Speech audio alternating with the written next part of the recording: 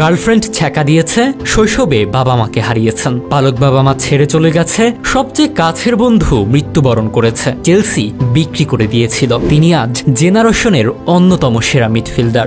হ্যাঁ, ঠিকই ধরেছেন, বলছি কেভিন ডি ব্রুইনের কথা। ফুটবলই যার জীবন। বর্তমানে পৃথিবীর অন্যতম সেরা অ্যাটাকিং মিডফিল্ডার বলা হয় তাকে।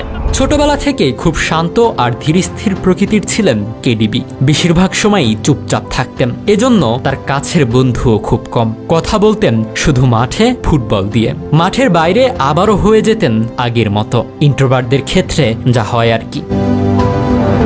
এই চুপচাপ থাকাটা যে অনেকে পছন্দ করত না, সেটা বুঝতে বেশ কিছুদিন সময় লেগেছে তার। 14 বছর বয়সে সবচেয়ে কঠিন সিদ্ধান্ত নেওয়া কেভিন মাঠে নামলেই সবকিছু ভুলে যান। যতক্ষণ ফুটবল খেলেন ভুলে যেতেন কোথায় আছেন, কেমন আছেন। অর্থহীন হয়ে যেত বাকি সব। বলা যায় ফুটবল খেলা তার কাছে নেশার মতো। সত্যি বলতে ফুটবলই কেভিন ডি ব্রুইনার জীবন। জেঙ্কে প্রথম বছর ছিলেন বোর্ডিং স্কুলে। খুব ছোট একটা রুমে ছিলেন, আসবাবপত্র বলতে একটা বিছানা আর একটা টেবিল। পরের বছর ক্লাবের মাধ্যমে একটা পরিবার এই ছেলেটিকে দত্তক নেয়। মোট 3 জন একসঙ্গে সেই বাসায় ওঠেন। বোর্ডিং স্কুলের সেই বদ্ধ ঘর ছাড়তে পেরে একটু স্বস্তি পান, কিন্তু স্বস্তিটা বেশিক্ষণ থাকেনি। বাসায় এসে দেখেন মা কাঁদছেন। কি হয়েছে জিজ্ঞেস করায় মা বললেন, তোমাকে যারা দত্তক নিয়েছিলেন তারা তোমাকে রাখতে চাচ্ছেন না। এ কথা শুনে আকাশ থেকে পড়েন কেভিন ডি ব্রুইন। 3 ঘন্টা আগেই তো সব ঠিক ছিল, এর মধ্যে আবার কি হলো? তখন তার মা বললেন, তুমি খুব চুপচাপ, তেমন কথা বলো না, এজন্যই তোমাকে নিতে চাচ্ছেন না।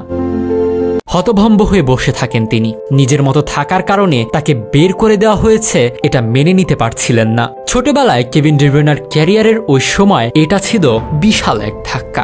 তখনও খুব পরিচিত কোনো ফুটবলার নন, ফলে ক্লাব থেকে নতুন কোনো দত্তক পরিবারের জন্য টাকা দিতে চাইল না। ফিরে যেতে হলো সেই আগের জায়গায়, বোর্ডিংয়ের সেই ছোট্ট ঘরে। গ্রীষ্মের ছুটির পর জেঙ্কে ফিরে যান। সবেমাত্র ক্লাবের দ্বিতীয় সারির দলে ঢুকেছেন। বিশাল ওই ক্লাবের কাছে তিনি ছিলেন খুবই নগণ্য।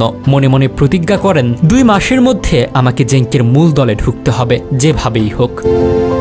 ডি ব্রুইনা বলেন, স্পষ্ট মনে আছে ঠিক কোন সময়টায় বদলে যায় আমার জীবন।